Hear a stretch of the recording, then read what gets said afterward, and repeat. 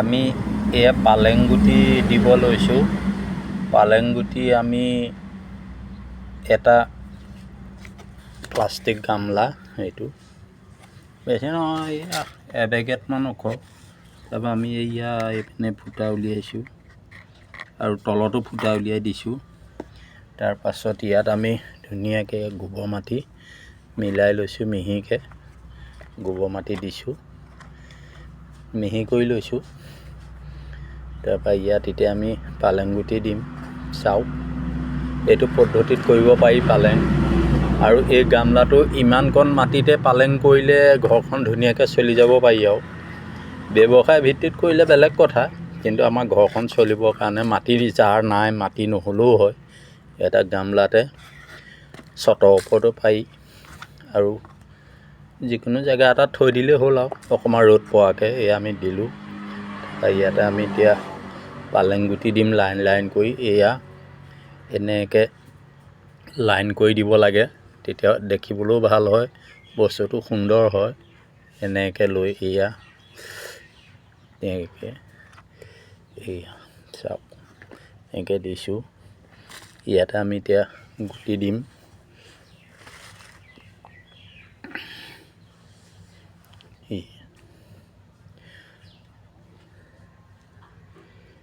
এই গুটি দিছোঁ।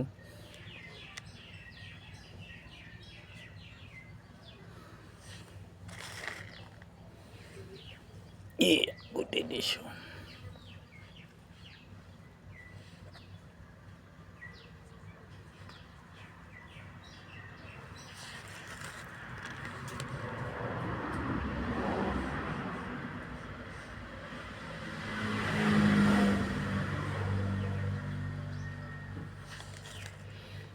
অকণমান ডাঠ হ'লে সৰুৰ পৰা খাব পাৰি। আৰু সৰুৰ পৰা খাই দিলে পাতল হ'ব, তেতিয়া আগলৈ ডাঙৰ হ'ব। সেইকাৰণে আমি গুটি কেইটামান সৰহকৈ দিছোঁ। এয়া দিয়াৰ পিছত এতিয়া আমি ইয়াত গোবৰ মাটি ধুনীয়াকৈ গোটাই থৈছোঁ। এয়া পলিথিনত, চিমেণ্টৰ বস্তা। এয়া গুটি দিয়াৰ পাছত ইয়াৰ অলপ এই ওপৰে ওপৰে এনেকৈ দি দিলে ধুনীয়াকৈ দি দিব লাগে। দি দিছোঁ আৰু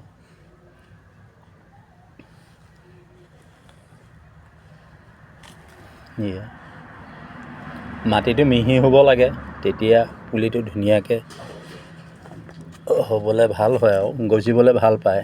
এয়া মাটিটো কোমল হ'লে মানে গজালিটো ফাটি ওলাই আহিব পাৰে। আৰু মাটি যদি লদা হৈ থাকে, টান হৈ থাকে, তেতিয়া গজালিটো নোলায় আৰু গুটিটো নষ্ট হৈ যায়। সেইটো কাৰণে কিছুমান কৃষকে খেতি কৰোঁতে পুলি নগজাৰ কাৰণ এটা এইটো। সেইকাৰণে গুটি দিয়াৰ পিছত মাটিটো খুব মিহি মাটি দিব লাগে। আমি গোবৰ মাটি মিলাই থৈছিলোঁ, এবছৰ পুৰণা। নতুনটো বেয়া, গেছ হয়, গেছ হ'লে পুলিটো নষ্ট হৈ যায়।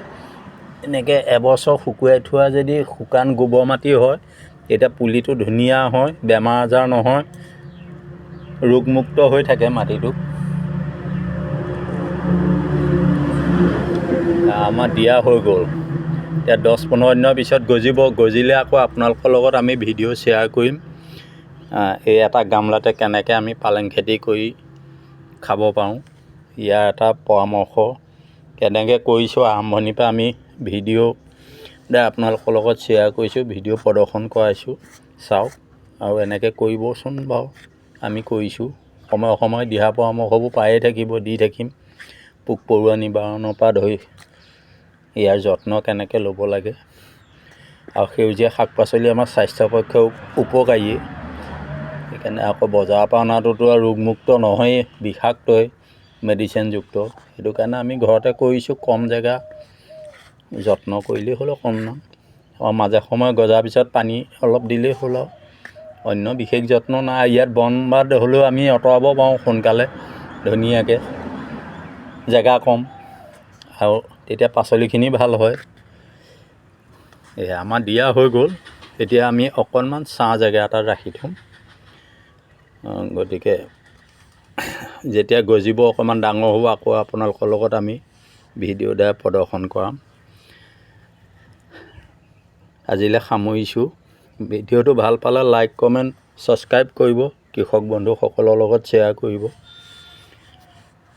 কৃষ্ণ।